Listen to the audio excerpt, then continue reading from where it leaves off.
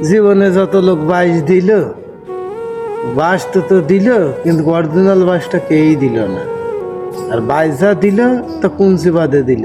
আর কুঞ্চি বাদে যদি বাঁশ দেয় তাহলে কি আর হবে? কুঞ্চিটাও তো আমার। তো কুঞ্চি যদি হচ্ছে যে বাঁশ কেনে, তার তো কুঞ্চি সহই হয়। তুমি যদি বাঁশালায় মালিক হও, তাহলে আগে তো কুঞ্চি কেটে রেখে দিলে কি তোমার বাঁশ আমি কি ফল্লা করতে যেতাম? বাঁশ দাও যাই দাও, কথা একটাই, একটু কুঞ্চি শুদ্ধ দিও, নয়তো বিউটির হচ্ছে না। খালি বাঁশ এমনি চলে যাচ্ছে, আর কুঞ্চিতে হলে একটু আলে বাড়ে বেঁধে বেঁধে থাকলে লোবাং টোবাং করে দেওয়া যাবেন, তাছাড়া আর উপায় নেই।